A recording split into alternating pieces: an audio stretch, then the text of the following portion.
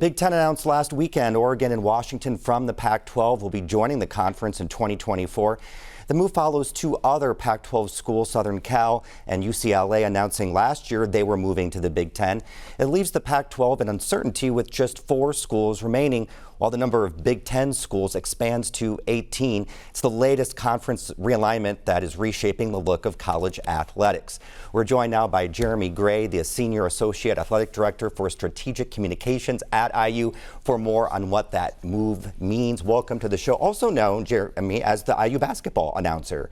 You got it. It was a very fun year last year with both the men and women having excellent seasons, and I can't wait to do it and work with you every single day.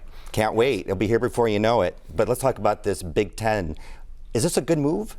I do believe it's a good move. One, it provides a great deal of stability for the Big Ten Conference going forward. Two, they were able to find a way to make it happen where it was not going to have an impact on the revenue of the existing Big Ten schools.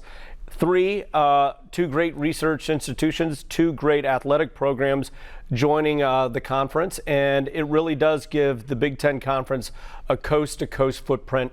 It is the national conference. Well, do you envision the Big Ten expanding even more?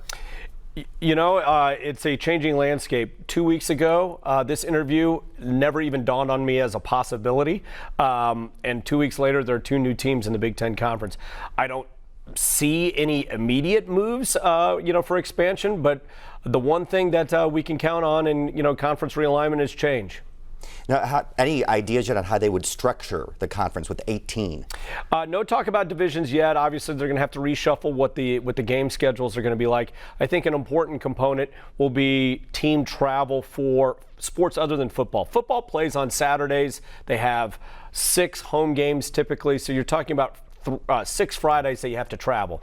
There are other sports, baseball for instance, that they play 56 games in one semester. And so trying to figure out the travel component is a big part of this going forward. So let's talk about the traveling. I mean, how will that affect the fan base and the student athletes when you're talking about 3 different time zones? I think, again, for football, I think it's almost in its own different category. I would say for other sports, there are some talk about some neutral site competitions. Let's say a sport like tennis. They meet at a regional tennis center and play 4 conference opponents in one weekend to be able to mitigate both the costs and the wear and tear of team travel that way. I think there's a look at, travel partners that maybe Indiana and Purdue fly out together to go take on 2 West Coast teams so that it mitigates some cost issues. And then we have to make sure that front and center is the concern of the student athletes and their academic calendar. So what does this mean now for the future of college athletics as a whole moving forward with all this realignment? I think what it means is that I would say college football is clearly the second most popular sport in America, only behind professional football, and that finding ways, especially in the ever shrinking and changing media landscape, to make sure that the sport is able to operate on its highest level of popularity is a huge priority going forward, and you see it with the movement and conferences all across the country. I know you're there at IU Athletics. Any matchups that you're kind of excited about? Well, for a long time we've been able to use in recruiting that we're the South Beach of the Big Ten. That's no longer the case with UCLA and USC.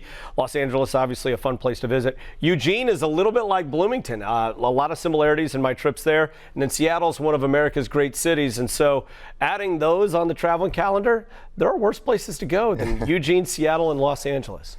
Really appreciate your time. Thanks so much for being on. Thanks for having me, Joe.